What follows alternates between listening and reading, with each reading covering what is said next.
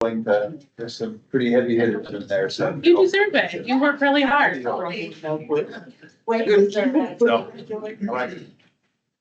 Good for us. I think it went okay though. I mean, for being virtual and having that many places and that many people and Yeah, no. we had Sheriff Sanders.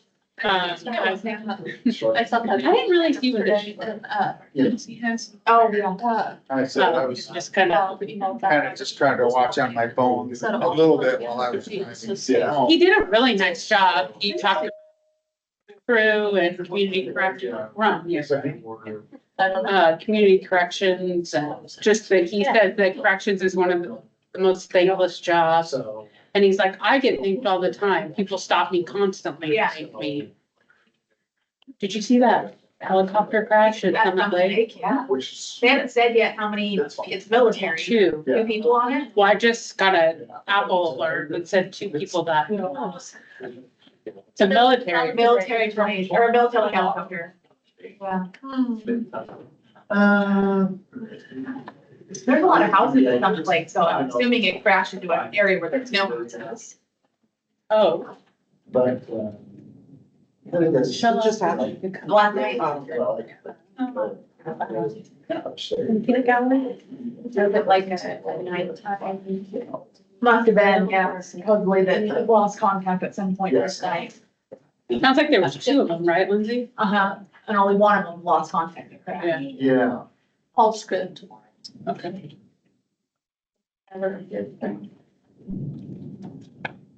Yeah, it's been a busy couple months. I got the soundtrack, or not soundtrack, the WASDOT,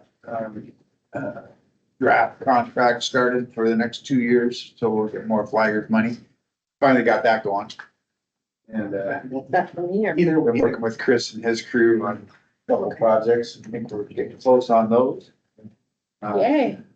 Just got some good stuff done with the Apprenticeship Training Council yesterday. That'll be on the October meeting, so it'll be some really positive changes for our correctional programs. So really excited about that. When's your full-time traveling gonna start, Steve? My last day of state service is December 31st. So I will have some hours burn up in the month of October. But You do some hiking during that time? yeah, we'll get outside, but I want to make sure that I'm available to do anything transition wise that. Are you getting excited? Right? Yes. Yeah. I haven't quite figured it out yet. I know my wife's definitely ready to get out and do that stuff. She's already been retired for 2 years. That's what you said, yeah. So she's ready to. But my partner's for 39 years, right? So. That's amazing. What are you gonna do for your 40th? But we're not super formal, so we like to go to some shows, probably get out and do the proverbial couple of national parks that we haven't been to. We definitely want to do that. I was thinking about you the other day, so my sister and one of her husband's best friends likes national parks. One of her husbands, one of her. One of her, sorry, did I say one of her husbands? And then pause, sorry. One of her husband's friends had a water bottle like this, but it has all the outlined on it. And then you get the stickers and every park that you go to, you put the sticker on it. That's my dream, to go to all the national parks. Yeah, I don't know if we'll go to them all, but we'll definitely get out. Pictures that you can scratch off, so you can like keep it in your office. So like if you didn't want it on a water bottle, like, and then you just scratch off the ones that you have been to. My guitar playing's a little rusty, so maybe I might try and brush up on that, some of that a little bit, you know, and for around the house activities. So, yeah. That'll be fun. My parents' anniversary was Labor Day, the day before Labor Day. Anyway, it's like 49. What are you gonna do for their 50th? 49. I just gotta figure that out. Got 360 days to figure that out. We had a huge intake for my parents' 50th, Yeah. 10 years ago. Yeah. Borders on now. Yeah. This was pretty custom. Yeah. A lot of their friends. Just miles. So, That's a lot of, big event. A lot of fighting. What's your name? fighting, Right. a lot of compromising. Yeah. Yeah. I know, I can't decide what color I'll do. Yeah, there's always a lot of work to do to get it set up too, right? Yeah. Social Security, Medicare. Have you done all that? Everything's applied for. I don't know that everything's been. Medicare, I already got Medicare. The state retirement stuff is easy. Tuesday. Is it? Yeah, She's like, I only get to have two sets, so she gets one now. How many years do you have with the state? Well, And she did like. I've already be here till February 13th, so 12 years and 10 Purple months. glitter. One pink nail and two nails were decorated. But you have your union too. One time. Oh, yeah. White. Yeah, There was, multiple. I can't do the patterns and all of that. Like I know colors, but not that. Really? Medical is the only. Yeah. People. Yeah. It's just My wife sounds so sick. I can do it myself, and I love the. My sister and I got the. You're gonna be rich. I don't know what that is these days. Yeah, not these Got days. a set of nail stuff and you got So- like 6 different colors, but it's like the uniform or something. Yeah. I love that. It's not coming here. Yes. Oh, Scott. And he. He's under the weather, the, I don't know. Nina will be here today. I think she's at the governor's health and safety conference. Yep. There's But I- a lot of people are against you for that. Yeah, there's a couple of big. there's a big meeting at headquarters too. Is that why Tim can't come? No, he's at the tribal committee Oh, the or something. SIPAC or, I went to my first powwow a couple weeks ago at Sheldon Prison. Well, obviously, we're also. What a cool opportunity. And the food was amazing. And it was just beautiful to see like the kids dancing with their dads and Where, did you go? Sheldon. Oh, okay. It was good. Well, he hasn't texted me. Last time, two times, Tim's gonna come. And I get it. And, you know, kudos for them trying.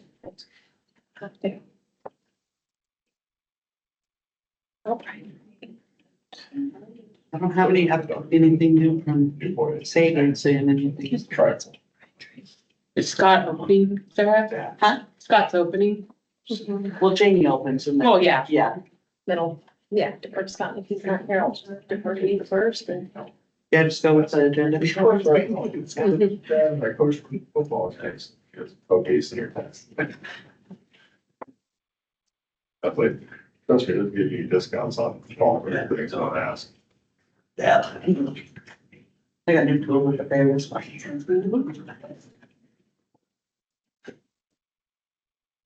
All right, Sarah, you want to take this?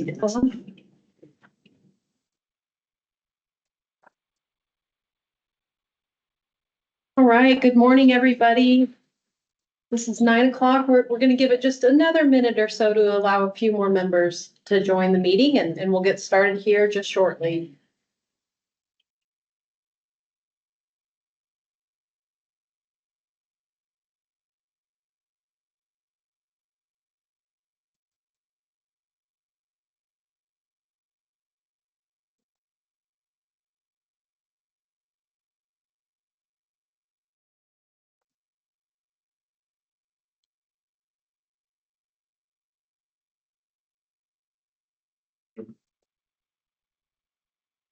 All right, well, for the sake of time, it is 9 o'clock, so I'm gonna go ahead and call this meeting to order. So good morning again. My name is Jamie Nolan. I'm the Director of Correctional Industries. I just want to say thank you for being here and joining today's third quarter meeting of the CI Advisory Committee. We appreciate everyone's participation and we're eager to share some updates from the past quarter on the correctional industries divisions throughout the state. Along with sharing, we do have a guest speaker today from one of our incarcerated workers from our optical shop at Airway Heights. So we'll get an opportunity to hear from Mr. Duval a little bit later. I want to take a few minutes just to take the opportunity to formally welcome Representative Brian Burnett from the 12th Legislative District. Representative Burnett will succeed Representative Dan Griffey on the CI Advisory Committee. I think many people are aware Representative Dan Griffey has served for many years and been a big advocate and supporter of our correctional industries programs, been to many of the sites and understands the needs of the population we serve. So we certainly extend our gratitude and thank Representative Griffey for his dedicated service. And we look forward to collaborating with Representative Burnett in the coming days. So before we dive in, just wanted to share a couple of housekeeping items for today. Again, we will not be monitoring the chat during the meeting. And just a friendly reminder since this is a hybrid meeting, both in person and virtual, please remain muted unless you're called upon to speak. For members of the public, we do have a public open forum, and that's scheduled for 9:45 this morning. And so we'll be sure to pause if there's any members that would like to speak to the committee at that time. So with that being said, I'm gonna do a quick roll call for our advisory committee members. Representative Brian Burnett. I believe he had prior engagements. Representative Mary Fossey.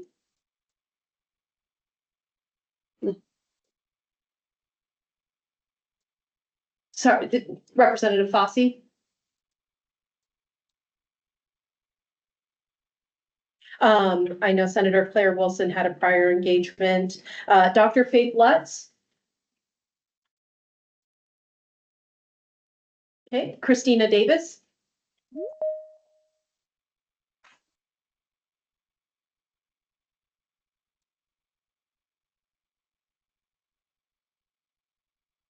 Good morning, Lauren. It looks like you just joined and we just got to your name on the roll call. So Lauren Taylor. I'm present. Lauren, thank you for being here. Terry Fortner.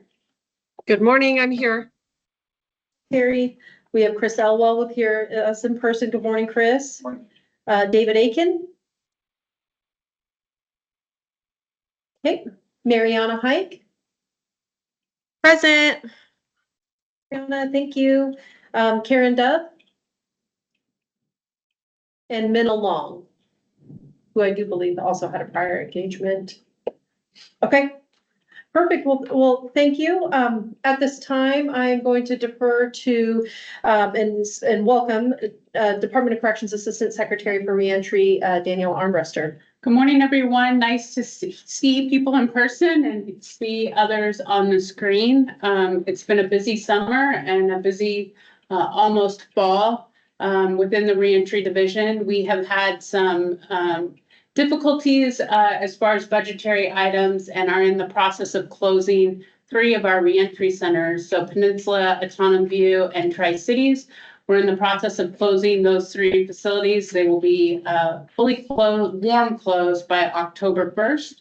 And so working through that process to ensure that individuals have a place to move employment and get residents and everybody out to other reentry centers. A sad part of that, one is just closing 3 reentry centers, but also we will no longer reentry centers available in Southeast Washington. So that puts pressure on the other reentry centers statewide. So we'll be working through that. We're also hosting legislative tours, not only in the reentry centers, but in the prison facilities this summer and into the fall, ensuring that we're preparing for legislative session that will be a short session this year, starting the 2nd week of January and will be 60 days. So working towards that. And then also just working to ensure that we are continuing our programming in reentry, continuing our support of correctional industries. I'm always extremely proud of the work we do within correctional industries. Jamie and I were able to give a presentation to the other assistant secretaries and our secretary and deputy secretary a few days ago, just on kind of a current state of correctional industries, where we're at and where we would like to go, and some of the closures that we've unfortunately had the last couple of years. So we continue to appreciate your support, not only in these meetings, but outside of these meetings. I know I see some of you on other community calls, and so we always appreciate all that you do. And I think that's it. I'll turn it back to you, Jamie. Thank you, Danielle.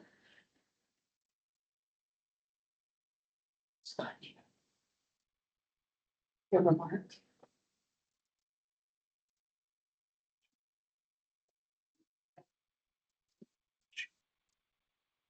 So, sorry, we just had a quick, brief interrupt and a brief pause.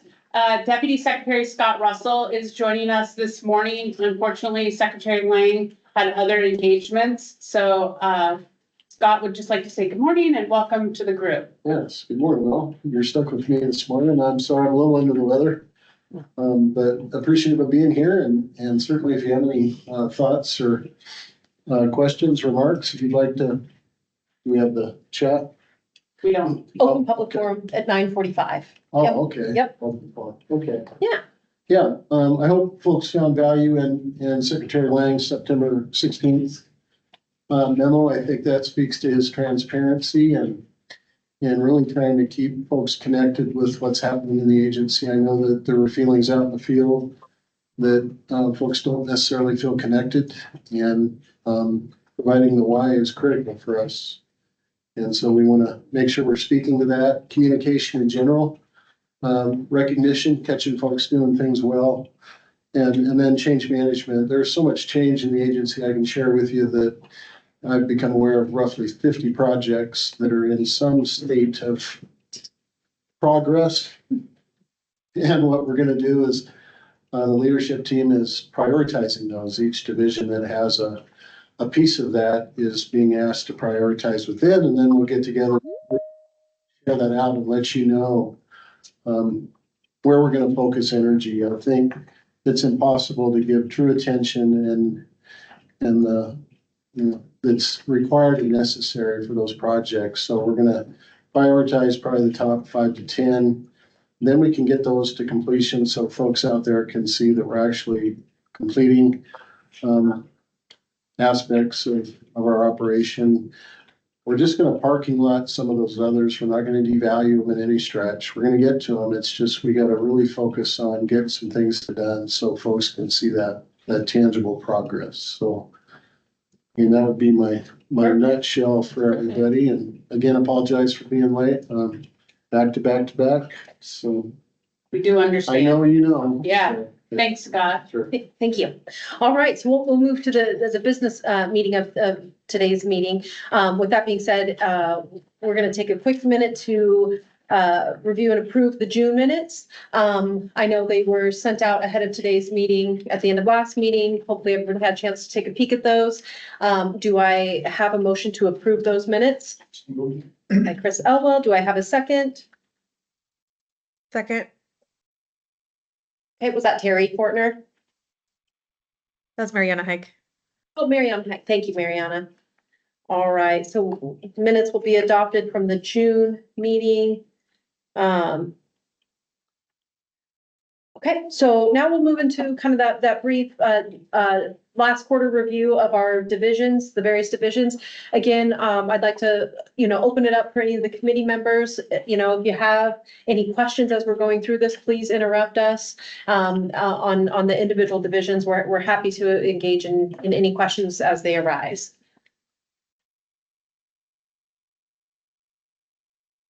Good morning, everybody. So starting off with Braille Services. So WCCW Braille Services team issued 11 certifications during the past quarter. 7 transcribers and 3 apprentices completed the 20-hour formatting course with a grade of 88% or higher. And 1 apprentice earned National United English Braille Literacy certification. 2 apprentices have passed their tactile test and will be submitting for their graphic tactile to earn their certificates. And the team has improved timelines for some brush projects as well as music projects. Summer's a pretty busy time with transcribing for the School of the Blind with the upcoming school year.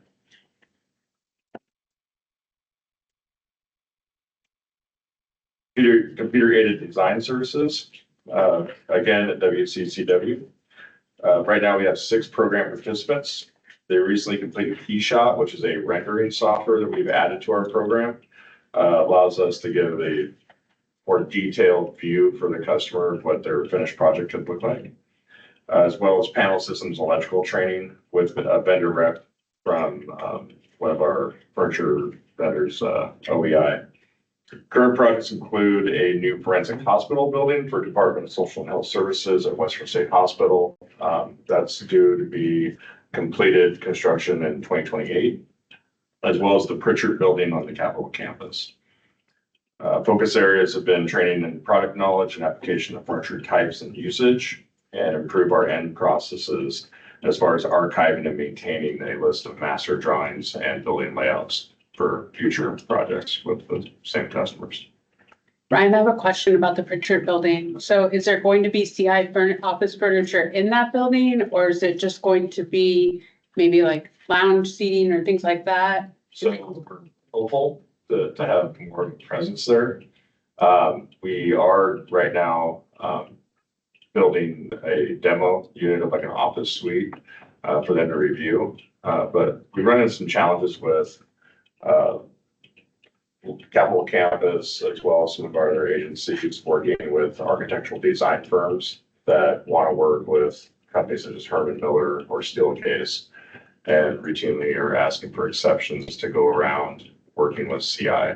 And so we are seeing what their needs are, what their requirements are, and how we can meet those needs to create the project the way that they'd like them to.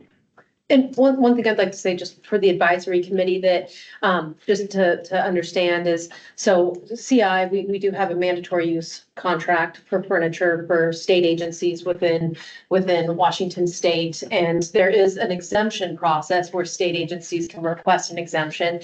You'll hear a little bit later when Ryan's talking about our furniture division that, obviously due to the ongoing, spending freeze, limited budgets, our furniture division has been severely impacted both last fiscal year and it's been noticeable this fiscal year. And so when our mandatory use customers, which we have a very small customer base that we're legally allowed to sell to, continues to seek exceptions, it becomes problematic for the continuity of our programs. And for furniture specifically, that's an integrated program that affects 3 institutions, right? We have our furniture factory, which is at Stafford Creek Correction Centers where the manufacturing is happening. Ryan just spoke about ProCAD, which is our individuals at WCCW, the women's facility that is doing the design of the layouts. And then we have our individuals that come on site from Cedar Creek Correction Centers that are actually installing the furniture. So it's a complicated division that touches multiple facilities, which is great. I mean, it's a great program integration. But again, being not receiving any appropriated funding for that work, when we have reduced sales and exceptions, it has a very negative impact on our ability to continuity. And just to piggyback on that, Jamie, yes, it's 3 facilities that the furniture division is partnering with. To me, I think the more important number is the number of program participants that it impacts. So, you're looking at approximately 220 program participants that are impacted by that, by the spending freeze and reduction of orders and work. So just to clarify that, Ryan, when individuals, so like agencies or other entities that are mandated to purchase from us, but request exceptions, if we don't get that, get those orders, then we aren't able to have individuals getting those skill sets. Like we can't have 220 people in the furniture division working because we don't have the orders to sustain the operation. Right. So then you start looking at reducing the size of not only our staffing on our state employee staffing, but also potentially, you're also reducing the number of individuals that are in that program, where you may have needed 180, and now you're lowering that number just due to the lack of work and demand. And I think what's important, and Jamie and I talked about this the other day with the assistant secretaries and the secretary and Scott, is that CI is not about the operations or about the programs or about helping people gain technical and soft skills to go back out into the community. In fact, I think we're going to share a video from a previous incarcerated individual that was in the furniture division at Stafford Creek and here with Cedar Creek, and is now out in the community working in a manufacturing firm and how that has had an impact on his life. And so I just want us to remember that when people decide to purchase from CI or decide not to purchase from CI, that is affecting the programming side Absolutely. of the operation. Thanks, Ryan. Thank you. Quick question, how, the waiver process, I mean, how rigid, how flexible is that when it comes to state agencies? And I'm assuming there's some legitimate needs that they have that can't be met by, but Yeah, so, how firm is it? so that there are ones that just make sense, right, that we approve. If they have specific needs, we have, I can think of one recent customer where they're like, we want solid hardwood with veneer. Well, we don't do that, right? So we gave the exception for that, but we didn't give the exception for the soft seating, right? Or the metal storage, right? So, and we try to be good partners with those agencies and those customers and say, hey, look, we don't need the whole pie. Can we get a slice of this, right? Can you knock some off that helps us out and keeps us solvent?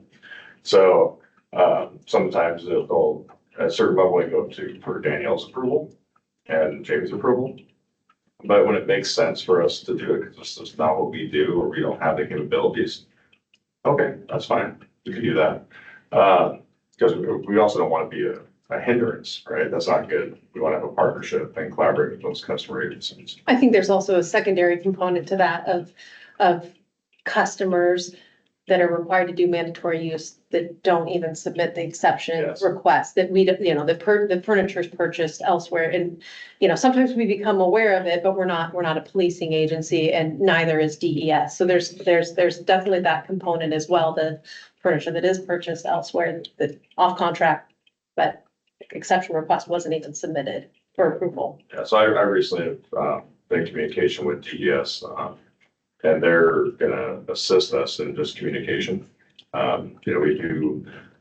have people that work for the state that they just don't know, right? And so it's an education component. I think where I find it frustrating at times is when it is state agencies and a project's been planning for a year and a half and we haven't even heard about it until it gets to the purchasing level and the purchaser knows. They say, hey, do you guys have the exception from CI? And they're like, what are you talking about? And the challenge with that is that customers have already gone to a commercial furniture dealer. They've sat in stuff, they've picked colors, they're in love with that option. And we're coming in and saying, hey, here's how we can support, here's what we offer. And they're like, well, we've already picked out what we want. And so it becomes a bit of a challenge. And they're so far down the line that we don't want to be a hindrance, but yet it's pretty detrimental to us on some of these orders, which are fairly large. I think one other thing, and I'm not gonna nag on this forever, but we're also an in-state manufacturer, which means that we manufacture the products in Washington State. We try and look for supply, raw materials in state. Not all, because some have to be purchased outside the state, but a lot of these furniture dealers that other agencies are working with are on the East Coast or the Midwest. And so you're not keeping those in-state dollars within Washington State, which I think is critical. It sounds like, for those online, we've been made aware that I think our screen is flickering pretty bad, so we're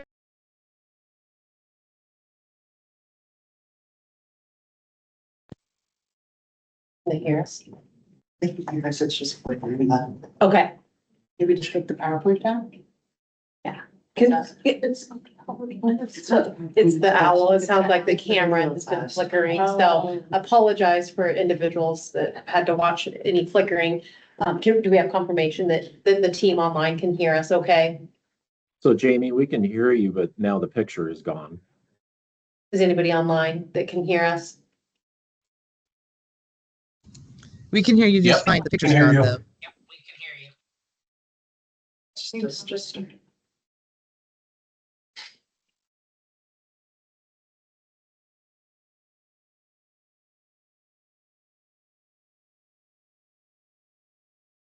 Looks like that. Oh, Sarah says, we can hear you, no picture. Oh, okay, yes, we can hear you, so this says, yeah, you can hear us.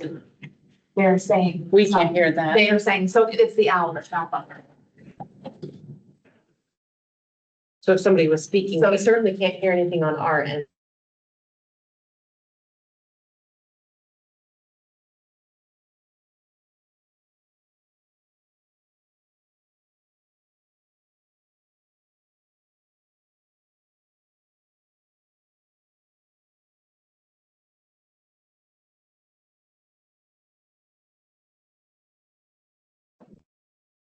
Okay, so, Oh, there. Now we should be able to hear us. okay. So I believe if maybe somebody online could just say hello. Hello, Oh, good morning. yeah, we can hear. Hello, So thank you. good morning. Sorry for the technical difficulties. Thank you for bearing with us. So at this time, we'll go ahead and turn it over to Steve Peterman to give an update on construction trades. Sure, we had a really busy, what would be spring quarter, if you will, from April through June. We had 209 program participants, between, the trade-related apprenticeship coaching, our manufacturing academy, community-based classes, our flaggers courses, and the construction trades apprenticeship preparation program. So really, really robust, spring quarter. You see, we did a lot of programming hours, shoot a ton of certificates. One of the biggest things, if you look at the picture, organization called Build Up, was able to provide, boots and hard hats to a whole bunch of our classes. I don't remember the total number, but they get to keep those boots. They're maintaining a storage for them, and as the participants who receive them release, they're mailing to them to make sure that they have them, and those are great boots. They're really high quality brand and industry standard hard hats too. So really fantastic. Spring quarter, we were able to do that. Our agency agreement with WASDOT did expire on June 30th, but they thought we had a great return on investment with that. And so they are refunding that for the next biennium, 25 through 27.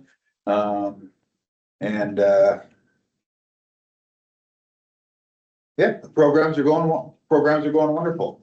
Great enrollment. Other than that, that's about it. Thank you. Thank you, Steve. If you have any questions, fire away. Steve, when is the next class at WCCW? Well, due to the Mission Creek closure, we're waiting for those individuals to be housed permanently in the L unit there, which is the minimum security unit, which I believe is happening today. So as soon as those individuals are moved into that unit, we want to make sure that we're able to provide that programming for them. So, because we know that there's quite a few women that want to take track, but they need to get into that housing unit first. So I'm thinking the first couple of weeks of October, we should be starting. Okay. So. Thank you. Awesome, thanks, Steve. So just a quick report out on food manufacturing. So the food manufacturing team has continued to be successful in keeping raw material expenditures in line during kind of a high inflation and volatile market. What you see here in the picture is the individuals in the food factory at Airway Heights, prepping the dough balls, measuring those for the bakery portion of the factory. Our food manufacturing team continues to be heavily invested in our Dynamics D365 software integration. They just experienced what's called user acceptance testing of the system, which we'll hear a little bit more about that. But the team has been just critical in learning and growing as they're getting ready to transition to that software system. One focus area has continued to be increasing our worker participation. I think, as everybody knows, we're a voluntary program. And specifically at Airway Heights at the food factory, we're operating at about 50% capacity. So the challenge with that is our capacity to produce enough food to meet all of our external partners' needs. And this, we've talked about this for the last several meetings. We do continue to have struggles with a number of incarcerated workers. And a lot of it's tied to some of the challenges that we're experiencing with the deduction structure that our incarcerated workers have out of their gratuity that they receive. So we're working really closely with the facility leadership in trying to increase those numbers. And our food manufacturing team is also really focused on sustaining that bakery training classes. Again, just for marketable job skills as people release. Manufacturing continues to be a in-demand industry. All right, so food services, again, this is a picture from one of our facilities. This is kind of that season of garden produce that some of our facilities have access to. So our food service administration team has worked on some pretty significant menu revisions for a fall menu release. They continue to move around the state and follow up and check in on all facilities to kind of talk about challenges and opportunities. In this quarter, the food service administration team did hold a statewide food managers meeting, again, just to cover some of those key operational updates.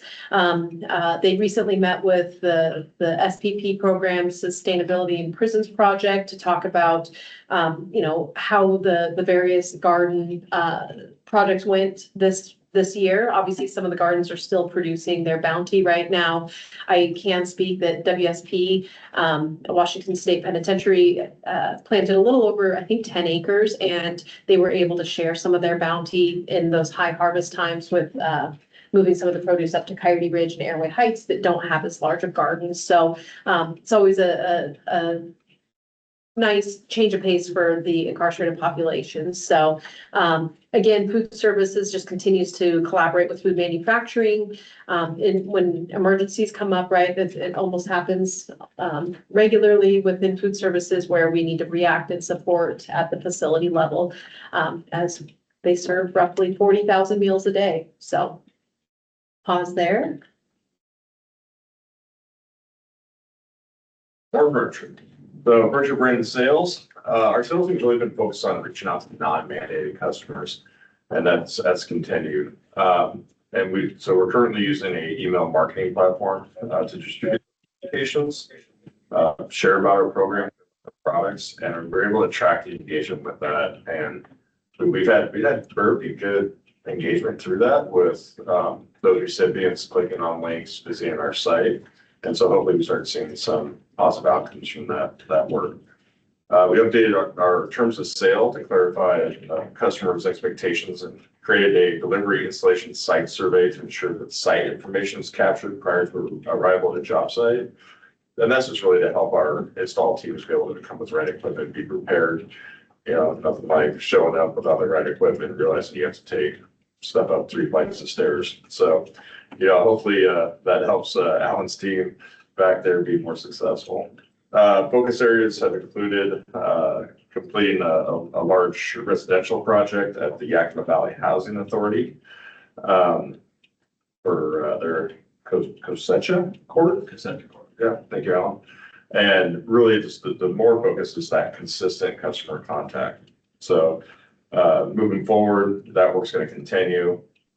We're hoping to position those teams to drive sales and reach existing and new customers. We will be and have been putting invitations out to do a factory tour. I don't quite have the date here down yet. I believe we're looking around October 22nd. And our focus for that is really going to be non-mandated customers first, education, and then offering it to our state agency customers. I think that is the best way if we can get those potential customers into the factory, see the work that's happening, and have the opportunity to meet and talk with our staff and our workers to really understand what their purchase means and how impactful it will be. Brian, can you give a few examples of non-mandated customers? So non-mandated could be fire departments, nonprofits, city, counties, higher education, churches, kinds of those, county offices. Nonprofit municipality. Yeah. Thank you.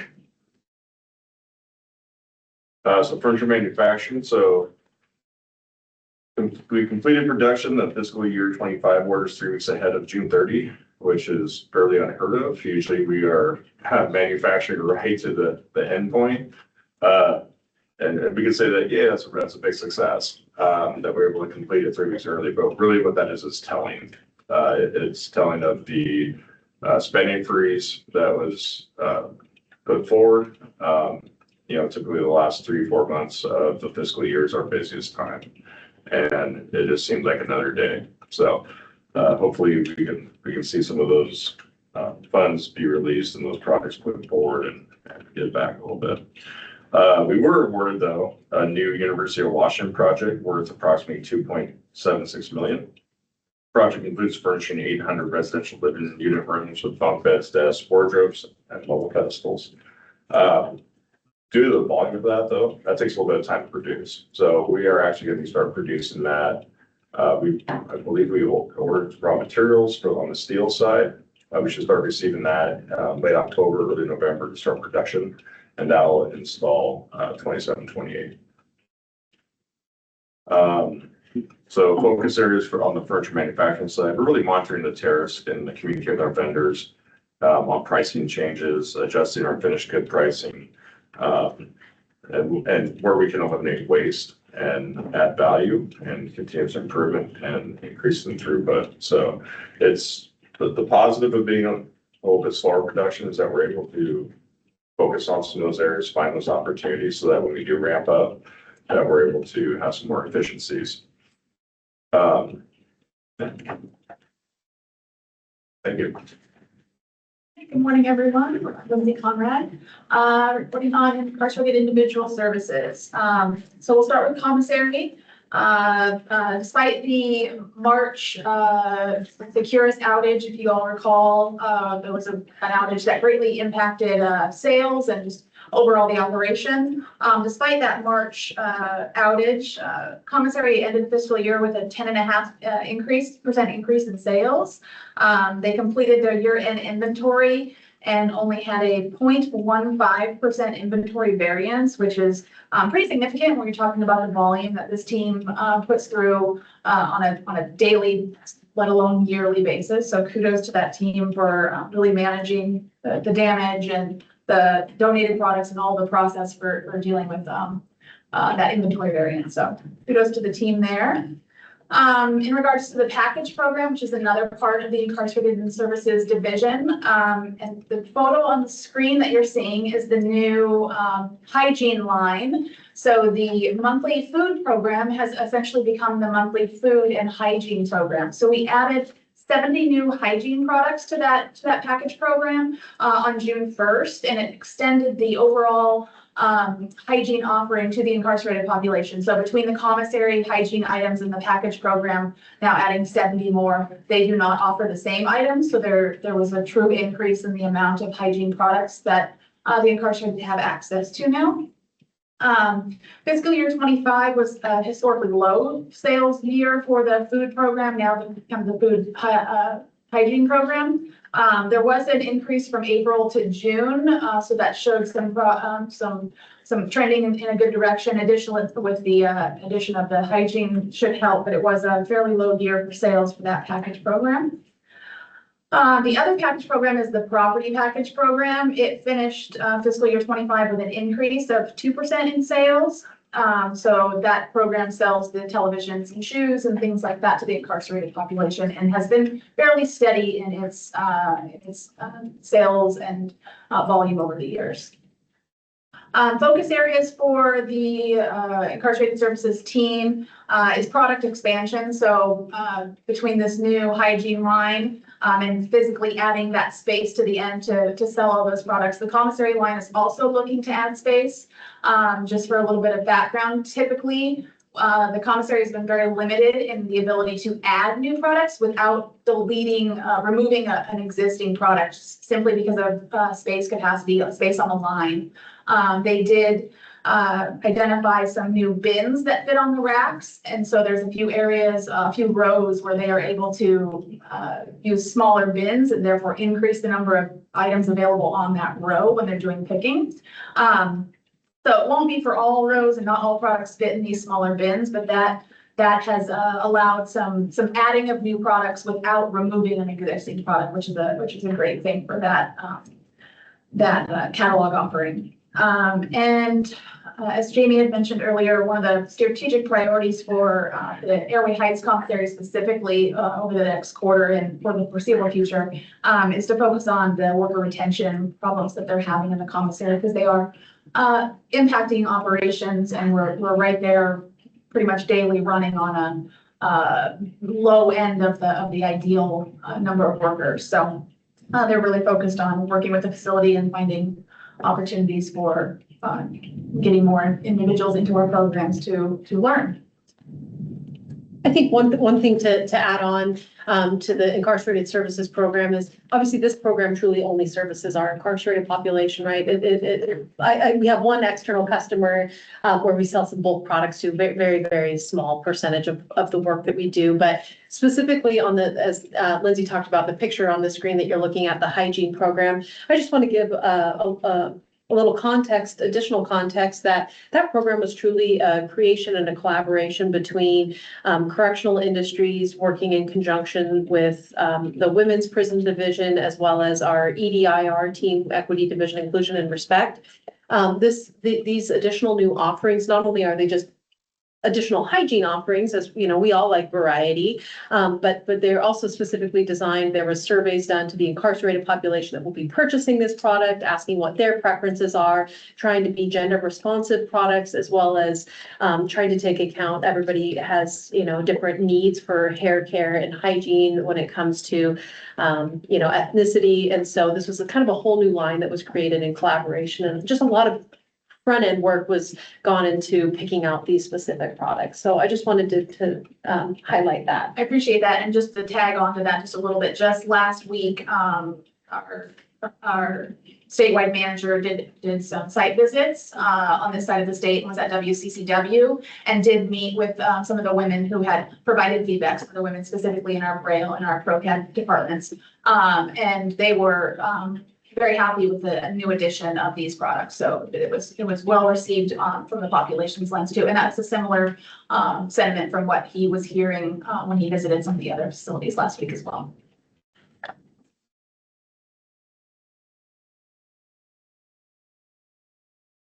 All right. Good morning, everyone. Todd Cunnington, Deputy Director. My apologies for not being there in person. And are you able to hear me? We can hear you great, Todd. Thanks. Okay, thank you. So I have oversight of laundry, licensing services, safety and risk management, the textiles division, and CFO responsibilities for CI. My update this morning in regards to laundry is we have completed a lint vacuum repair at the Washington State Penitentiary, which is a major component of fire prevention within our facilities. On the topic of fire, unfortunately, I do want to recognize Olympic Corrections Center as far as their leadership, their maintenance teams, as well as our staff, and Clallam Bay as well in their efforts. We did have a fire. Unfortunately, we had a spontaneous combustion event up there that basically put that laundry down for 1 week. But all of those groups working together, they were able to bring the laundry back online, and it's back up and operational again. So just again, kudos to that entire group on really collaborating well together and keeping the laundry going, because that's an important component to having a well-running facility. But one of our focus areas for this next quarter will continue to be the Associates of Linen Management certification for our staff and incarcerated workers to continue to build on their knowledge base around laundry and the opportunities that they may have when they leave a facility as well. So I'll pause there if there are any questions. All right. Well, moving on to licensed services. The division continued to keep up with demand despite there was an event, another topic on fire. There was a targeted event at the Washington State Penitentiary on one of our blanking lines there where it was set on fire. It was not by one of our incarcerated workers, but a worker from another area that was able to get into the area and set fire to that blanking line. Thankfully, we have a redundant system in there where we have a second blanking line and they have been able to be operational, haven't missed a beat, been able to keep up with the Department of Licensing order demands. We did reorder a replacement line, and I'm happy to report that it's being installed as we speak. And we're expecting to be up and operational by tomorrow and have both lines back running and be going full bore ahead. So I'm very excited about that. In the picture, you'll see a sample of the Mount St. Helens plate. That's one of 7 plates that was approved during this last legislative session. So we're collaborating with the Department of Licensing on finalizing those 7 plates in regards to the design and what the overall graphics look like. Right now, 3 of the 7 are ready for implementation on November 1st. The other ones still have some approvals to go through with the organizations that put the plates forward. But kind of a fun project anytime any of these new plates come online. In regards to our tab shop, they've completed the 2027 validation stickers on time. With the limited number of workers that they have up there, you'll probably hear a common theme today as far as worker numbers are concerned in a number of our areas, and we continue to work with the department on that piece. But focus areas for our division right now include staying on top of Department of Licensing demand. We're tracking hours and staying on track. We will start producing some tab samples with new equipment from a vendor in our tab shop. We're very excited to do that and move that operation forward. And really our strategic priority right now has been just really staying in tune with the Department of Licensing and their needs, and making sure that we're meeting those so they therefore can meet the needs of our Washington State citizens. So that's my update, and if there's any questions, be glad to take them.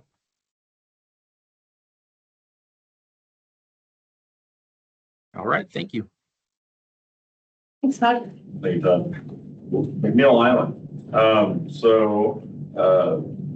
Some good things happening at the island, also some challenging events. So I'll start with something good. So our barge number 2 returned from dry dock and was able to obtain its certificate of inspection during that time. And marine vessel Chinook had an unexpected dry dock. We had to pull it out, do some repairs after some damage to one of the cutlass bearings and shaft. And during that time, we took the opportunity to have its U.S. Coast Guard inspection done. So with that done being early, we have no vessel dry dock scheduled for 2026, which is probably the first time that I can think that we will not have a boat out of water planned. Other things that we were able to do in this last quarter, we moved our tug contract. So for those that are not aware, we own the barges, but we contract that tug service to move the barges back and forth from Stoughton to McNeil Island. So previously we'd been with a vendor, Star Marine. We hadn't looked at the cost of that service for quite a while. And so we put it out and we got some updated pricing, and we've gone with a company called DeForge Marine. Wonderful company we've been working with now for several months, and we've just really enjoyed that partnership with them. And when I talk about challenges, so on June 27th, the island lost power, and we ran without power for approximately 77 days. And so, for those that don't know, or, we work pretty closely with our partners at DSHS and the Commitment Center. And so the island ran off of generator power for the duration of that time. And I wish I would have wrote down exactly the amount of gallons of diesel that we went during that time, but if I recall, it was around 55,000 gallons of diesel to maintain power on the island at that time. So great success as far as communication, collaboration, working for capital projects, and those electrical contractors get power restored finally. So we continue to remove, excess, scrap metal and other waste off the island in efforts to, bring it back to more of its natural state. As well, we've been pretty successful in surplusing old and unused vehicles and equipment in the island through PDS surplus. And you were pretty close, Ryan, 57,000 gallons of diesel. Yeah, I knew it was in the fifties, but a pretty staggering number, no less, because every single gallon has to come over on a truck, on a barge, and then has to be distributed by our fuel trucks. And so a lot of great efforts by the team out there. That I can't think of enough for all the hard work they did over the last 77 days. I'm going to pause there. It is, notate in the minutes, it's 9:47, open public forum. So I'm just going to pause for a moment, defer to, we don't have anybody here in person with us from the public, but just wanted to take a minute to see if there was anybody online from the public that wanted to address the committee.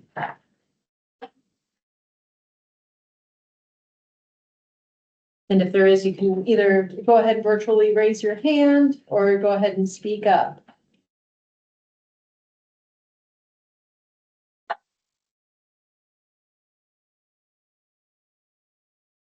Okay, not hearing anything or seeing any hands, we'll go ahead and notate in the minutes that there was no public comments. Thank you. Anything else, Ryan, on McNeil?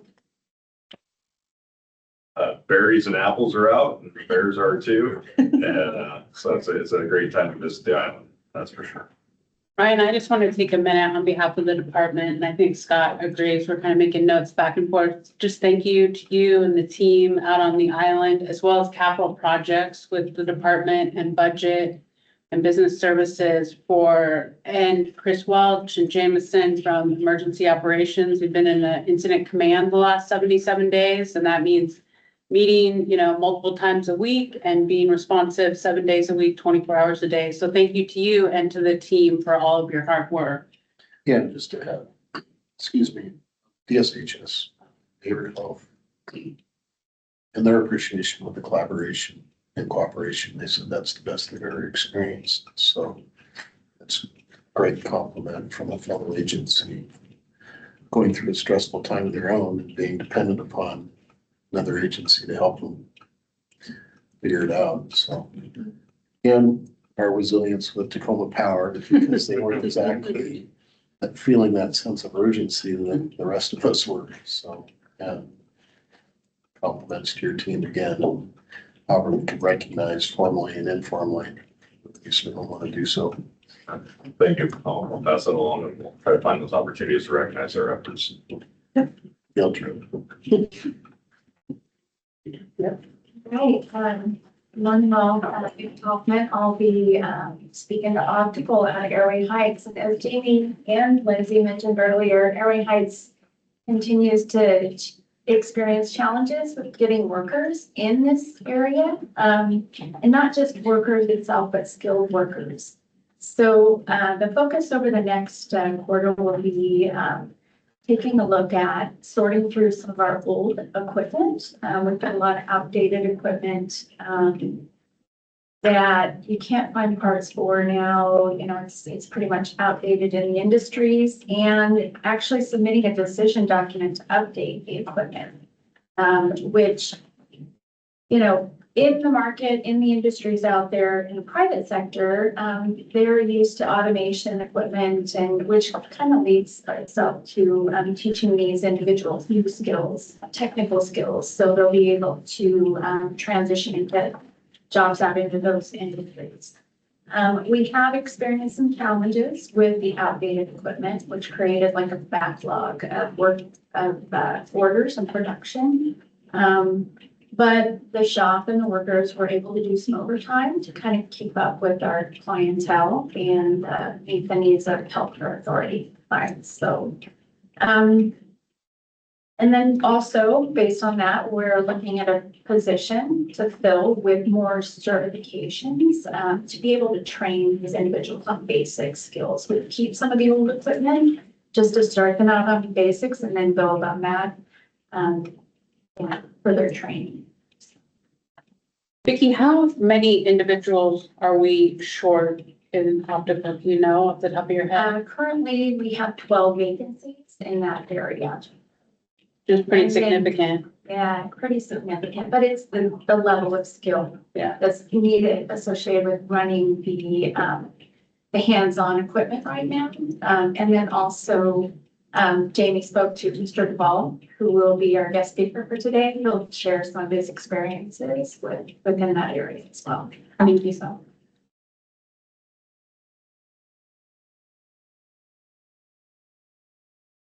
Service and delivery. So update from last quarter, end of binding was complete with minimal issues and 100% completion deliveries.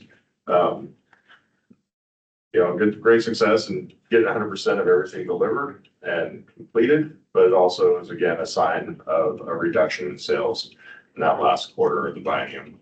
Typically we're problem solving with customers, trying to find out how we can get their product in their warehouses or have them receive it at our location. And it's a big hectic, but once again, it seemed like another week, but end of the day, still the team was wonderful about getting things out and getting them delivered and installed in time.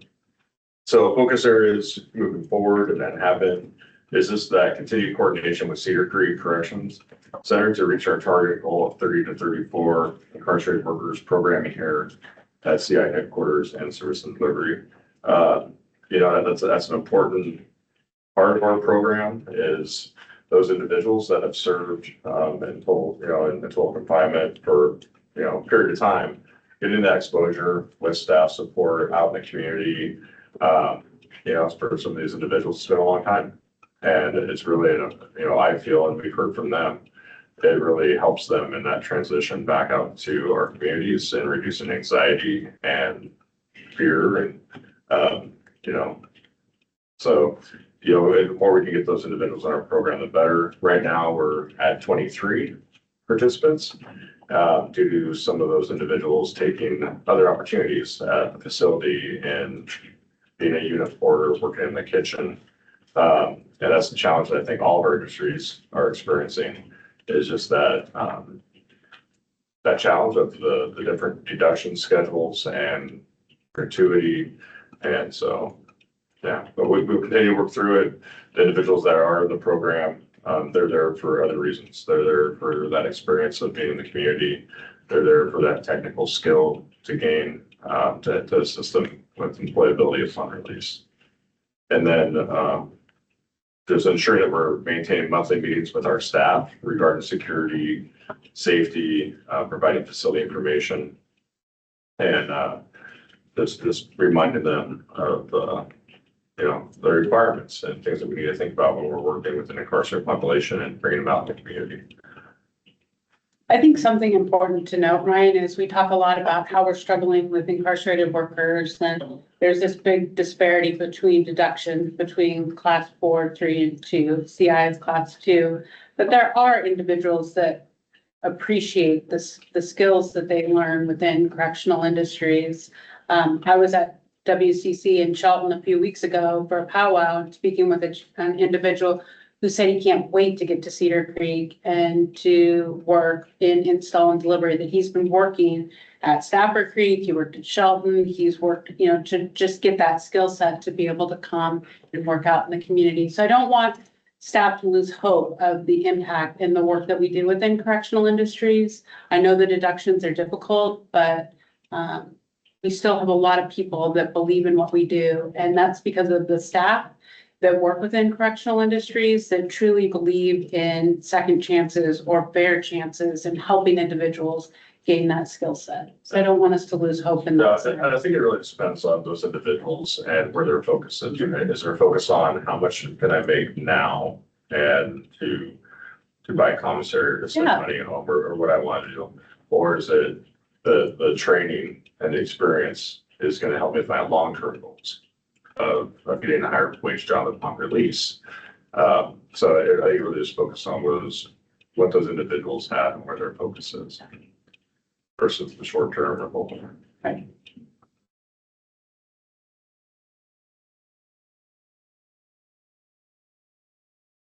All right, for textiles, briefly go through our 4 individual textile operations and what's happening there. At Airway Heights, we continue to make process improvements to increase our production capacity. with our embroidery machines. We've seen a decrease in warranties from there, and the turnaround time for the time of order from the customer until completion has improved by 1 week. So job well done to them. At Coyote Ridge Correction Center, our safety vest line is meeting order demand for the Washington State Department of Transportation. We've seen an increase there on safety vests ordering. Our distribution center at CI headquarters is now fulfilling officer clothing for the Department of Children, Youth, and Families, which is a new opportunity for us and very welcomed. At Washington Correction Center, they're successfully processing the property bags through our updated operating system, D365. And that's a significant milestone for that operation to improve tracking and efficiency of those property bags that are used throughout all of the facilities. And overall for the division, we'll continue to focus on developing processes for inventory movement and internal sales within, again, our new operating system, D365. There's been a lot of great work going on there and a lot of improvement as well. And we're starting to see the value of the updated system that we're working in. And we'll continue to work with all of the facilities that's been spoken on again and again, just about increasing our worker numbers to staff our production lines. And that's the update for textiles. All right, workforce development. The photo on the screen is a mock interview event that was held at WCC at Washington Correction Center in Shelton last quarter. We continue to hold mock interview events throughout the state. So in May, we held these events at Coyote Ridge and at Washington Correction Center. The Coyote Ridge event included 29 incarcerated individuals and guest speakers from the local community and government agencies who traveled all the way to Connell, from Spokane, Moses Lake, and even all the way from Western Washington. The event held at the Washington Correction Center in Shelton included 15 individuals and guest interviewers representing Grays Harbor businesses, the Washington Reentry Council, and also DOC Business Services had some volunteers there. So these events continue to be just great inspiring events for both the incarcerated individuals who are practicing their skills and the volunteers who are coming in and learning about this skilled and motivated workforce and all the preparation that they're going through to ready themselves for their release. So in May, we had a new employee start. We hired a community employment specialist. So this position's existed for a while. It was vacant for a few months, and we filled it in May. She has brought, her new employees brought a tremendous amount of experience in the sector of manufacturing specifically, and engaging with employers. And with her and our branded mission administrator, the community engagement activities that they're involved in have just really, really increased over this last quarter and continue to this day. So we are really excited about where that is going and the amount of just contacts that we're getting in the communities, interested employers who want to hire our formerly incarcerated, partners who want to help training or see what kind of opportunities they can do for the services that they might be offering. So that's just really been a great quarter for the workforce development team in that aspect. Focus areas are to continue the mock interview events. We actually had one just a couple of weeks ago in Monroe. Next week, the team will be at Airway Heights and Washington State Penitentiary for their events. And that to continue to build community connections and a robust reference list for releasing individuals. Strategic priorities for the next or for the current quarter that we're in right now. We have mock interviews at Stafford Creek and CI headquarters over this next quarter. So Stafford Creek, we believe, will be sometime in November, date to be finalized, and then sometime in December for here at CI headquarters. We're preparing engagement in workforce solution presentations for statewide conferences and meeting events, even some national conferences that are held virtually. And then we're also, this is a bit more on the brand side, but we're updating our CI website to really speak to employers. So when you go out to our website, it's a unique website if you've ever visited it. Obviously, it's an e-commerce website because we want to be able to sell our products, our chairs and those kind of things. But we're also trying to tell our story very much so. So that's on the forefront of the website as well. And so adding some additional information for employers. So if we make contact with an employer, they want to learn more about us, there'll be more specific relative information for, hey, I'm an employer, I want to know more about CI and how I can connect and maybe hire formerly incarcerated individuals coming from CI. So we're developing a page right now to really provide that information, as well as some information for formerly incarcerated CI individuals who are looking to, maybe they've lost the business card and they want to connect back with their community employment specialists, so to get job assistance, that kind of thing. So we're also adding some additional contact information for formerly incarcerated who might be using the website to try and contact us. So those are the activities going on with the workforce development. So thanks, Lindsay. And I know we're running just a few minutes behind schedule. So I think what we're going to do is we're going to go to a video that we wanted to share with the advisory committee that talks about our workforce development. And then we'll jump to our guest speaker, Mr. Duvall. So.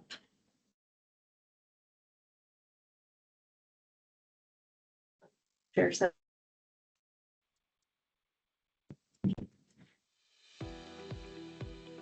We are a aerospace manufacturing. We've been in the Tacoma, Pierce County area since 1966. So we have customers and vendors all over the world. We started as a one-man operation and we've grown today to just over 210 employees. I was a co-facilitator and then moved into an outreach coordinator for the local CPTS, a group, which is a group that's formed from various employment contacts, Department of Corrections, jails, nonprofit organizations that all come together on a monthly basis and talk about the needs and resources to assist formerly incarcerated individuals that are transitioning back into the community, be it from needing a bus pass to clothes to somewhere to live to employment. Washington State Correctional Industries provides work training opportunities for incarcerated individuals. CI manages operations in Washington State prisons statewide. Individuals learn technical skills in a variety of fields, including manufacturing and warehousing. CI has 2 workforce development specialists who provide soft skills trainings to help individuals navigate employer expectations in the workplace. They also provide job readiness assistance through the development of resumes and cover letters. The work CI does to train and prepare individuals for post-release employment success is only part of the process. CI also has a dedicated community employment specialist whose role is to connect with local employers with the goal of connecting incarcerated individuals with CI work experience with employers looking for skilled and motivated employees. I would like other CIs and other state programs to realize that you have potential individuals that have a tremendous potential to do way above and beyond what your basic needs of running your company are. There's people that come in with different skill sets already in place, but if you can help foster and nurture, more and show them a way, and encourage people, that's all I really needed, was a little bit of encouragement from some supervisors that believed in me and believed in that I'd be professional enough in order to accomplish our production goals. And as a result, it's helped me to get my life back on track. The people that we've hired that were formerly incarcerated or on their way to release, they are some of the best employees that we have due to their work ethic. And because of word of mouth, people talking about, hey, I work here and it's going well and you should apply because there's a position open. So we have this fantastic pipeline of great individuals that are applying and getting hired and staying. So our retention rate has gone way up over the last 2 years in particular. A lot of times there can be old ways of thinking that people aren't aware perception of hiring incarcerated individuals. And to those folks, I would just say, keeping an open mind and giving people a chance is going to surprise you in ways that you couldn't expect.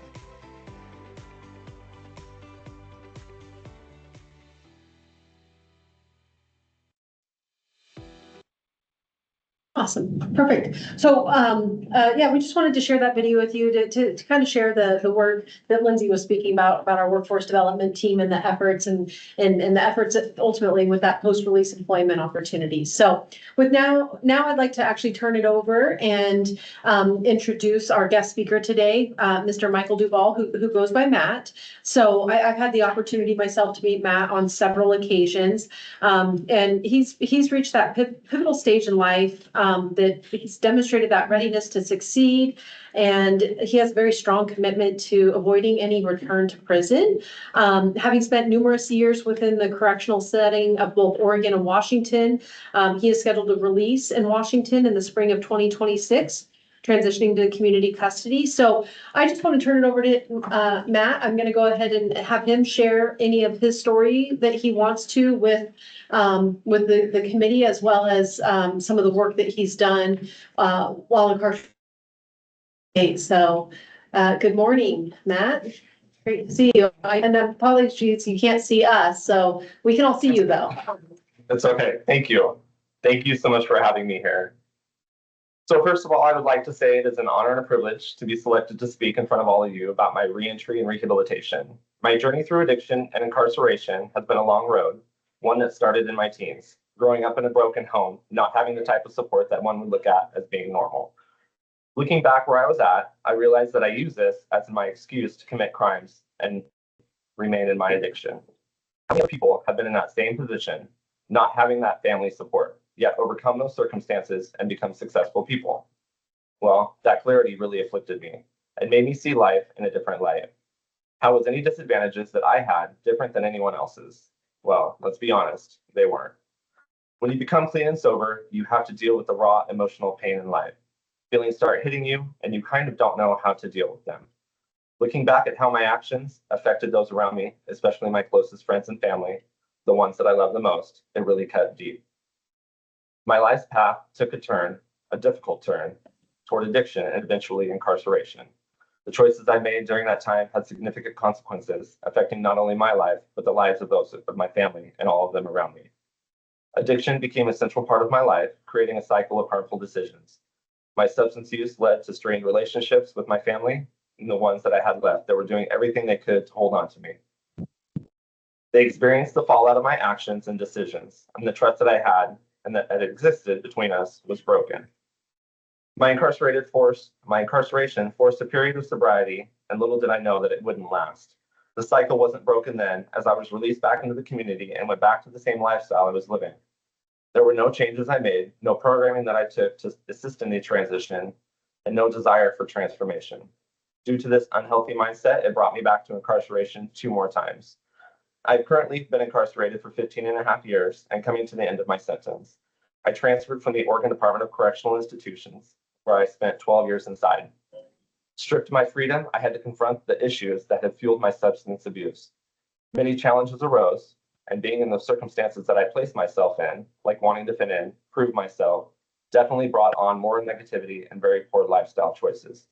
But there did come a time where I wanted to change, and I wanted to become a different person. At the end of my sentence in Oregon, before transferring to Washington State Department of Corrections, I inquired about services that would help me after my release. Little to my knowledge, all that was offered to anyone releasing from ODOC was minimal release services provided by a designated release counselor for housing. And when I say housing, I mean shelters. My release counselor was unaware of my transfer to Washington State, and I was assigned to housing in Union Gospel Mission. So I played along and attempted to obtain any other services that I could: housing, clothing, food, employment. Well, to say that it was minimal is an understatement. Upon my transfer to Washington State Department of Corrections, I wasn't expecting an operation built like it is. This time here allowed me to start the process of recovery and focusing on understanding my past actions and the impact they had. It was a difficult but necessary step towards change. I had to reevaluate my routine and decide how I wanted to proceed with my time. I asked myself, where could I go in order to take a positive step? Being on the housing unit all day was not something I was desiring. You're completely surrounded by hate, discontent, drug usage, and violence. So I decided to apply to CI. I was hired in optical in 2024 and began the certification program. It felt like working in an actual business in the community. calm work environment, weekly team meetings, supervisors with extensive real-world optical experience. I enjoyed the work that I did.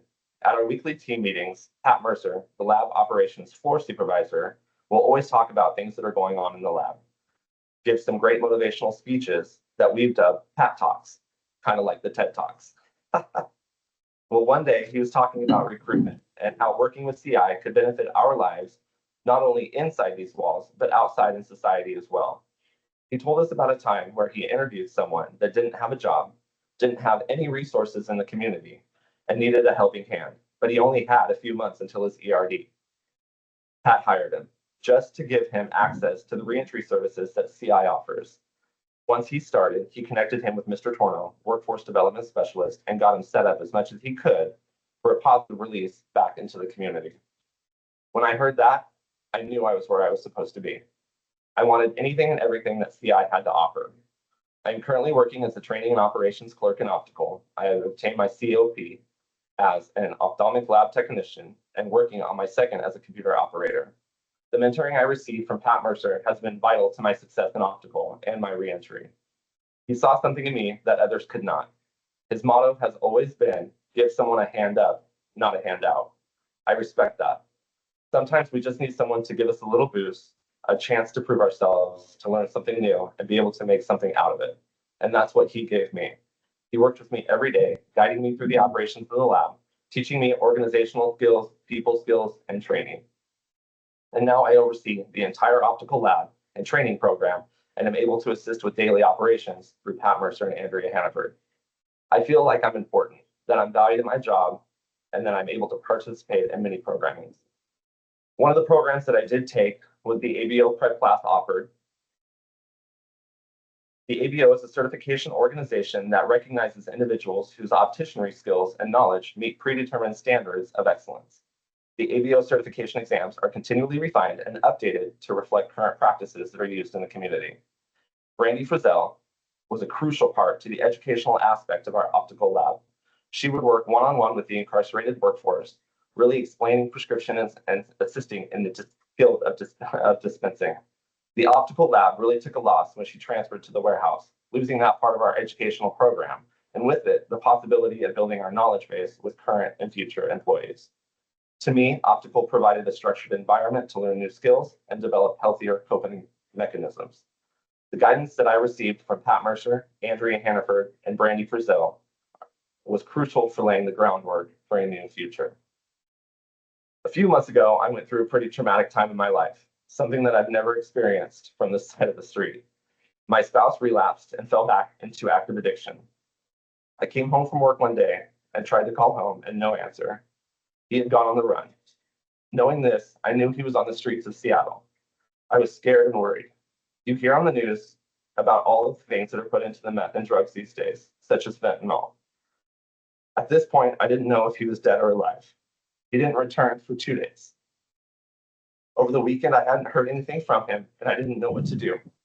I spent that weekend in the highest panic I'd ever felt. There were times during these moments where I should have probably talked to somebody about how I was feeling, because I didn't feel good. After a couple days, he ended up coming home and contacting us. We were able to get him into the inpatient treatment facility and get him the help he needed. It made me realize what my own family felt like when I was going through and using drugs and committing crimes.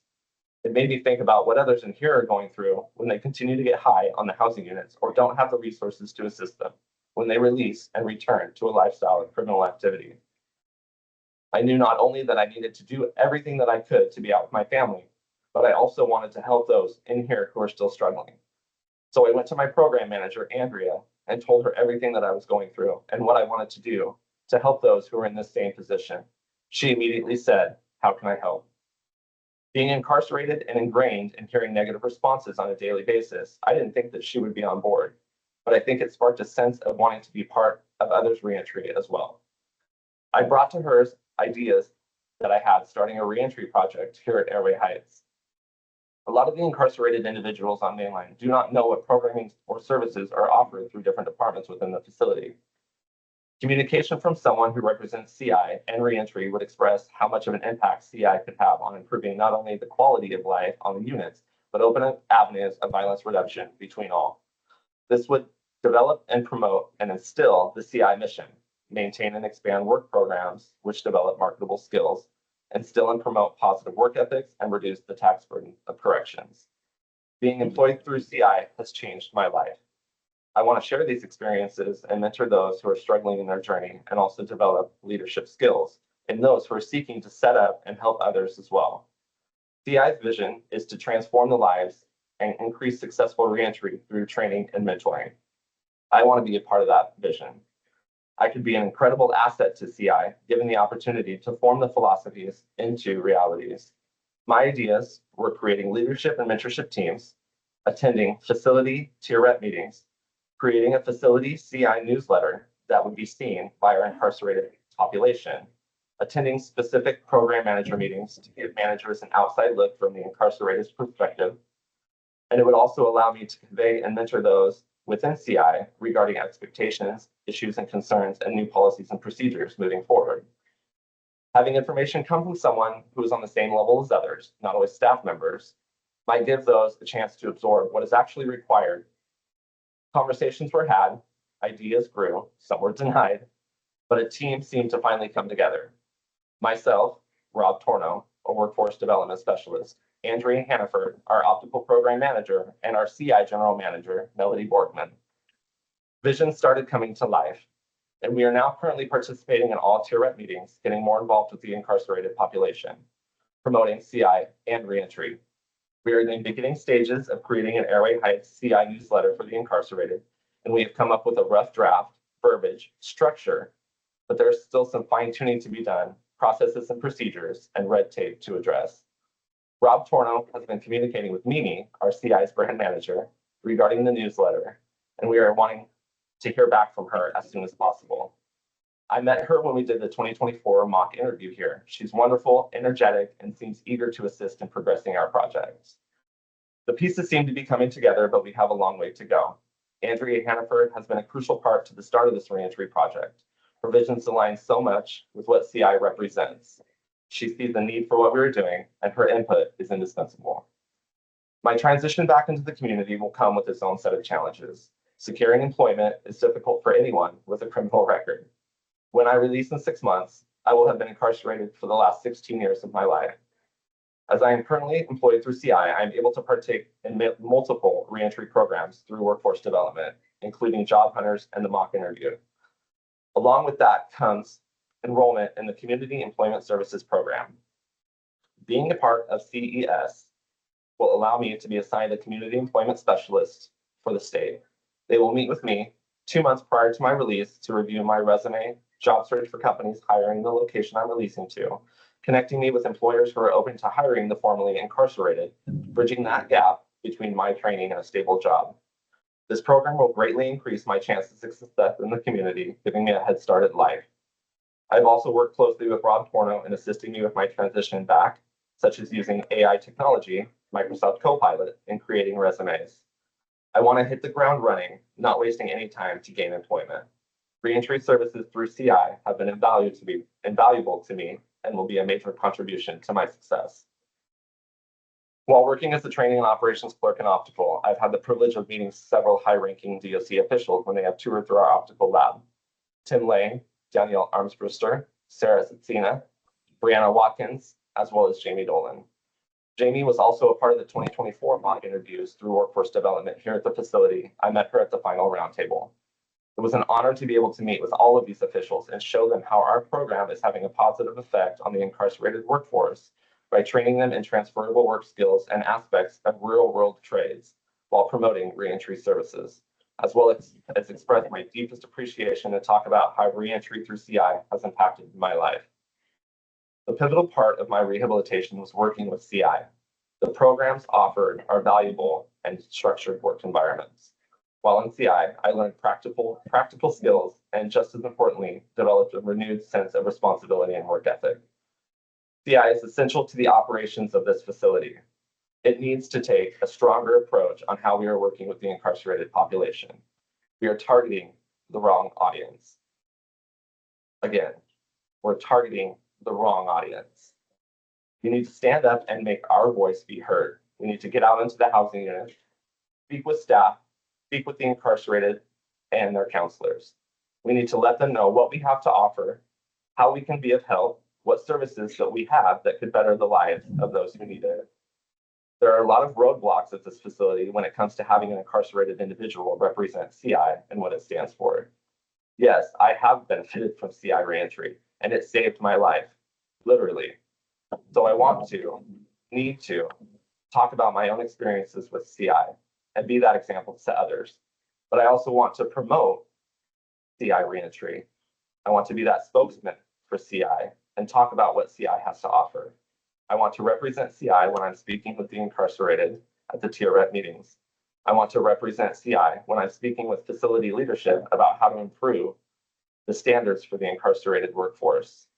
A change of culture and the way we approach it should be evaluated. By not allowing or discouraging an incarcerated who has been an example of reentry to be the CI incarcerated representative, CI loses that defining mark with the incarcerated population. It is an honor to be able to speak with the leadership teams at meetings such as this, but we are targeting the wrong audience at times. The incarcerated need to see these videos. They need to see the videos that we do with our optical program or the mock interview sessions that we have. They are the ones that are going to get the most out of what we are discussing, the changes that occur on an administrative level. By witnessing success stories, not only about myself, but about previously incarcerated individuals, it shows the population what CI really has to offer, and that it really does work and can make that difference. Recently, Andrea showed me a video from Pioneer Human Services, where it featured an employee who was previously incarcerated and worked for CI Optical. That man has taken the skills that he acquired from correctional industries and became someone with integrity and grit. He is doing a wonderful job in the community as of today. That is what we need to promote and show the population. If the incarcerated do not see positive results, see the videos of those who have become successful, then they tend not to listen to what we have to say. Our CI General Manager, Melody Borkman, said it best at one of our TREP meetings. Deval is someone you can interact with on a daily basis. You see him on Mainline and you see him in the housing units and have the opportunity to speak with him about what CI does at this facility. He leads by example. What CI has to offer may convey to you all a lot clearer from someone who is on the same level as the rest of you. Well, CI needs to be taking notes from Melody and Andrea. They see it firsthand. They know what the need of the population is and how they can help us all. They have that passion to make an impact on all of our lives. They want us to become better people and return to the community with a success. It starts on the front lines and with people willing to take on that fight. So with the utmost gratitude, thank you, Andrea and Melody, for seeing what I see not only in myself, but in others, and for stepping up and combating recidivism by taking that role in reentry at Hayway Heights.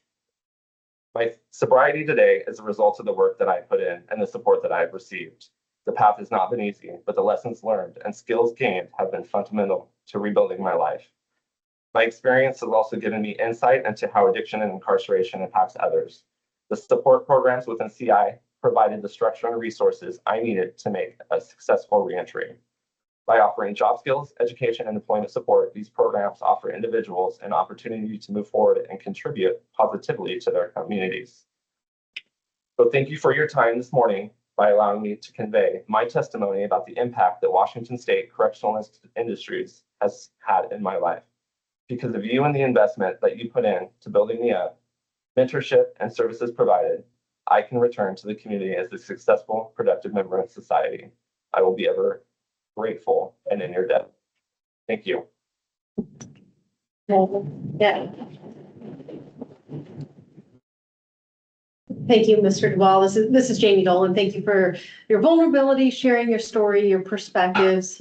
Obviously, we look forward to, looking through, some of those suggestions that you have of some of that potential peer mentorship and I really appreciate hearing that perspective of targeting the wrong audience, right? How do we get those success stories in front of the population? And that's really given me a huge takeaway and something to think about. So I appreciate that. If you're open for it, I would like to open it up to our advisory committee members to any kind of questions that they have for you. Does that work for you?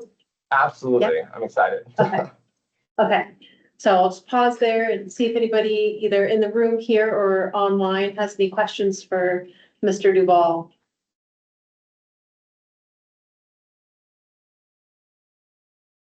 That's, excuse me, not so much a question, but just, I really appreciate you coming and sharing your story this morning with us. I'm one of the advisory committee members and really appreciate hearing your perspectives, and the positive impact that this program has had on your life.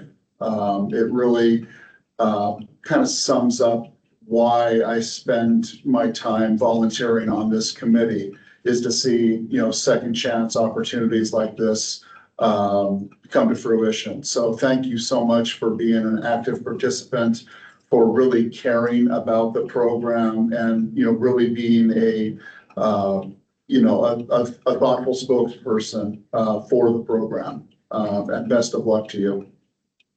Thank you so much. That means the world to me. Correctional Industries has definitely changed my life, and I just appreciate everything that they've done for me, and anything that I can do to share my story or help others or help convey what might help CI impact others, I'm very open to.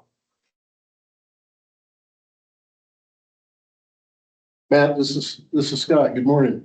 And, Hi, good morning. And thank you for sharing. I hope your family member's doing well. Thank you. Do you mind sharing ways that you believe that we could target the right audience, either through face-to-face technology? What are some of your ideas on how we could better do that? So I think one of the things that we've talked about was getting a newsletter out to the incarcerated population. I've been on housing units before. I live on T unit, which is one of the medium units. It's one of the more difficult units that this population has. I think getting more flyers out there, I think getting the videos on the new Securus tablets that we have, letting them be able to see, not necessarily maybe the advisory committee, but like some of the optical program video that we did, the mock interview that we did, the video with Pioneer Human Services that works with reentry and the Department of Corrections, getting those videos out onto the tablet. That way, the incarcerated can kind of see success stories. You know what I mean? It's one thing for like Andrew or Melody to go to these TIRET meetings with me and say, well, these guys have succeeded. This is what we're doing. But if you don't see it in reality, a lot of these guys kind of don't believe it. I mean, we live in a negative mindset on the compound, and it's like having a forefront, having staff on the units talking with these incarcerated individuals, or having seminars, having the newsletter where we have incarcerated speaking in these newsletters and getting them out to the population, I think would be a big step forward in the right direction. I think I know the answer, but are you willing to be a participant in that? Absolutely. Absolutely. Yeah, I would definitely like to be a participant with that. This is Lauren Taylor. I have a question for you here. I have worked or spoken with some of the individuals at your facility, and this is a tough question, but one of the things I've heard is that access through the hub is a challenge. I've heard a lot of stuff when I've tried to encourage people to go work in CI, that it's challenging to go through that hub. Do you find that to be an issue? Are you talking about like the H4 when we come scan through? Yes. Yes. So to be as professional as I can, it is very challenging. We have a few officers that are stationed up there during the AM shift that make it very difficult to work in places like this because of the treatment that we receive from those officers.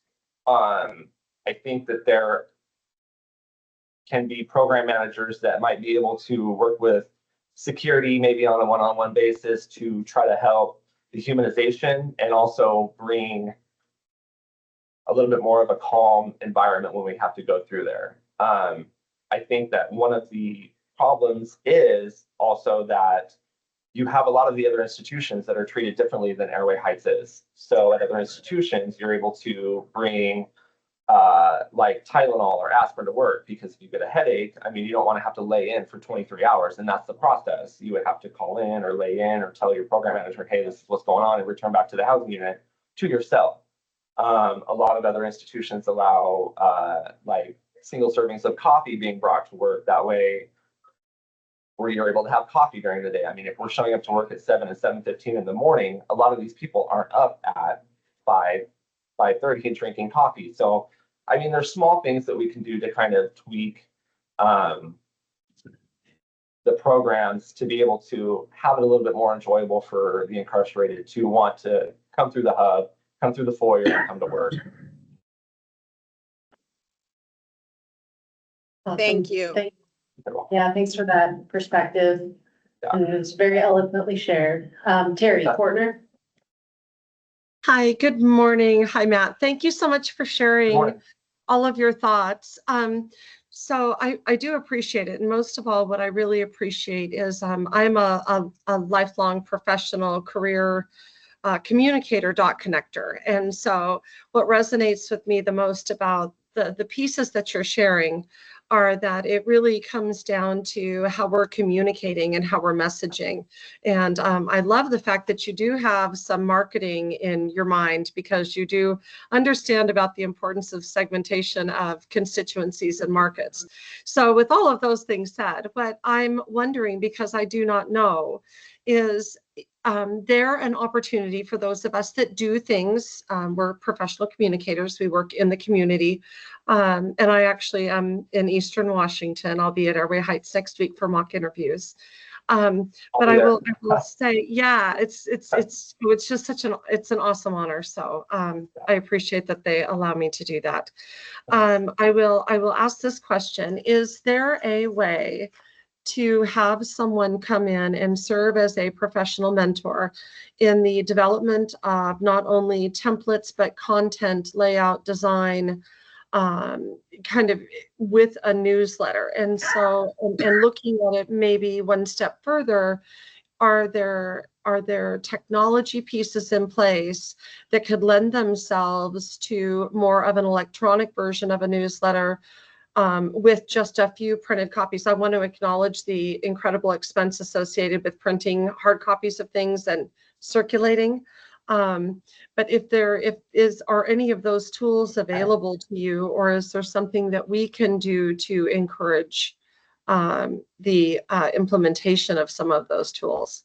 And yes, I guess it is an offer also that if there is an opportunity for that, I would love to come in and maybe coach through some of those kind of key points, and then have you and your team take it and run with it.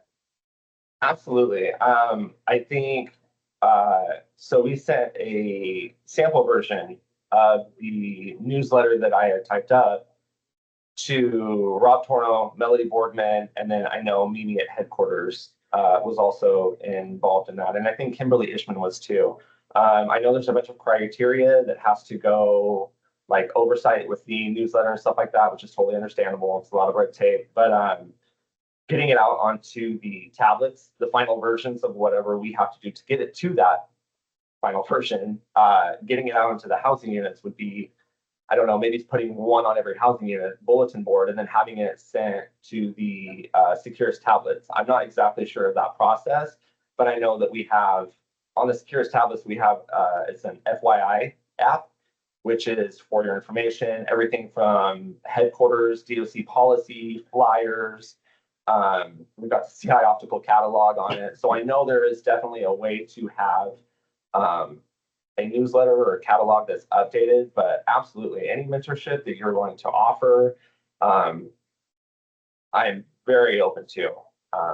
Again, I am just an incarcerated individual, so I don't know exactly the role and how big my role would be in that newsletter. I hope it is substantial, you know what I mean? But I mean, any help that I'm willing to give would be awesome. But I know working close with Rob Torno, Andrea, and Melody would be key also.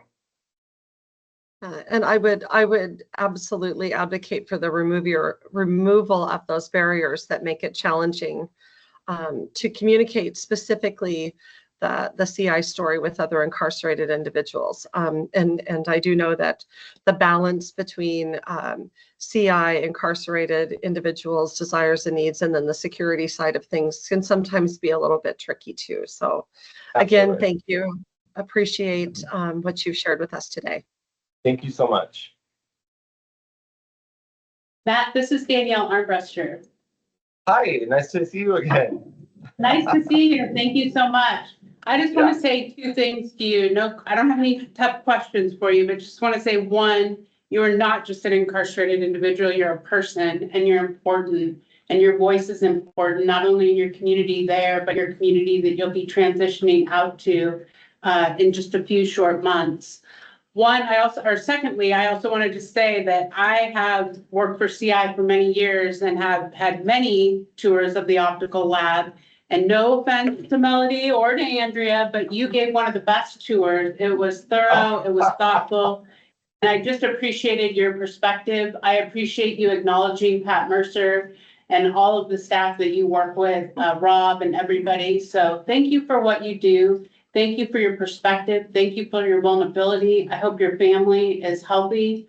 And just thank you for your time today. And we hope we wish you nothing but success when you transition back out into the community. Thank you so much. I really appreciate that. And it was an honor meeting you. It was an honor being able to have you tour through the lab and hear about my reentry. Thank you so much for everything. Absolutely. All right. Well, thank you so much for being with us today, Matt. Look forward to seeing you next week. Yes. Thank you, Jamie. Yeah. Thank you for allowing me to be here. I really appreciate it. Absolutely. Thank you so much.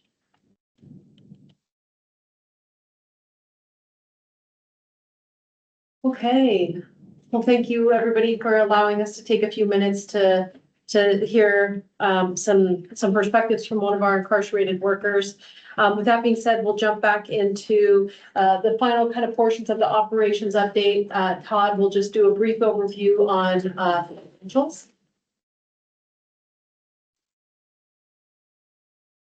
Right. Thank you, Jamie. So as an update on our financial performance, the graphic isn't showing right now, but I'll go ahead and go through it. We did improve a bit year over year. We did see a slight increase on our revenues, which in turn we had good flow through our cost of goods and our operating and non-operating expenses to bring us to a net profit for the year, which was very welcome to see. We saw some excellent performance or some healthy performance across almost all of our business lines. Jamie and Ryan already alluded to this earlier. We did struggle in our furniture division, came out a little better than where I thought we'd end up for the end of the fiscal year, but it was definitely a challenge with those mandated or those sales not happening as they normally do with being mandated as far as equipment freezes, and that involved furniture as well for state agencies. So hoping to see some of that lift over the next year and bring that business back around for us.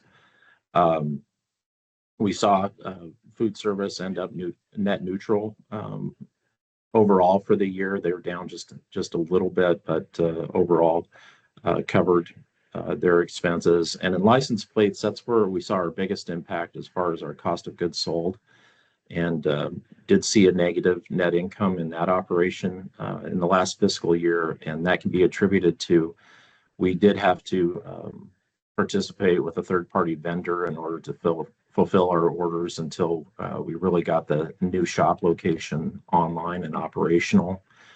So thankfully, shouldn't see any repeat of that moving forward, and should be back on the positive side of the balance sheet as far as that operation is concerned. So overall, it was a challenging year in a lot of respects because like everyone's seen, we had increased costs as far as our raw materials and really and our operating expenses, but really want to give huge kudos to our operators out there that they've always been mindful of keeping an eye on our operating expenses and also working with our vendors as far as our raw materials to try to keep those costs as low as possible. And then we have appropriately adjusted pricing where needed. And I think we've done a much better job of communicating that out to our customers as well. And our customers have been very understanding about that. So really, that's the overall picture as far as financials for this year. We'll see how this fiscal year moves along. Now that we've closed out fiscal year 25, we are producing the financials for July and August of this current fiscal year, and we'll see where we're at. A little bit of a slow start, again, just wrapped around some of the state spending requirements or things that are happening around state spending right now. So I think we'll end up in a pretty good spot after these first couple of months as far as being right around net neutral. And we'll see where the rest of the year takes us. All right, thanks, Todd. D365 update, you've heard a little bit about multiple times this morning. We celebrated a huge milestone on the project. Food manufacturing just wrapped up, and food service just wrapped up their user acceptance testing part of the project, the first part of September. And then we're gathering all the information gained from you, and we've transitioned into the remediation periods. So here's where we go through all the data collected. We run through a data refresh on the project and pull updates out of Great Plains, and then go through some testing. We do have a Microsoft .45 update that we will have to take. So this happens 2 times a year. We take one in April and also one in October.